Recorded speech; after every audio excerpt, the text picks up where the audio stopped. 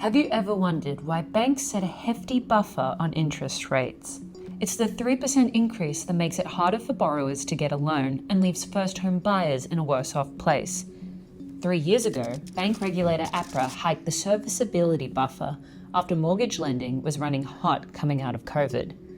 But now that we're out of the pandemic, they're sticking to crisis settings in a place where no crisis exists. We wanted to know why, so we asked a financial expert, the Australian's Eric Johnston. The bank regulator APRA today decided to keep in place its test what's called the serviceability buffer.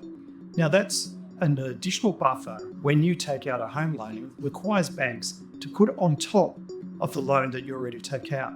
And this is designed to stress test the loan. So banks can only lend out if you meet the stress test.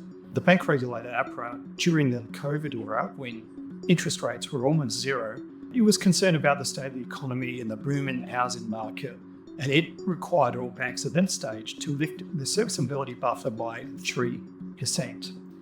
There's been talk recently about whether we really need this 3% buffer at the moment. When we talk to the banks, they understand what we're doing, they understand the environment we're in, so I think all of that is very positive. It's a big call to use the boom time trigger to keep its highly restrictive settings on housing lending at this point of the cycle, given interest rates have plateaued, inflation is cooling, and the pace of lending remains subdued. At the same time, the Reserve Bank is keeping a watch for a breakout of inflation, although the economy is clearly feeling the pinch of interest rates holding tight. Behind all that financial jargon, numbers, and rates is a real human cost. The average standard variable home loan rate at the moment is around 6.5%. So if I go to borrow a loan, that means the bank has to test if I can pay at around 9.5%. If I make that threshold, then okay, that's fine. It helps in its decision making. Often, if I fail that threshold, it might send me packing or try and send me somewhere else, or I may not get the loan. And that's been a problem. So the serviceability buffer, the higher it goes, biases against the first home buyers.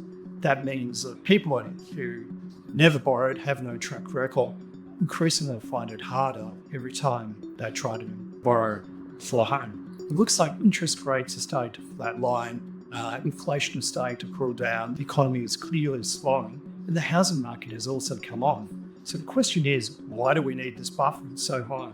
APRA hasn't been able to answer that question, in part to say that it is just concerned about the general geopolitical risks, which is counterintuitive for why you would keep credit so tight in an economy. All things being said, APRA has held firm, it's kept its buffer at 3%, and first home buyers are now still worse off.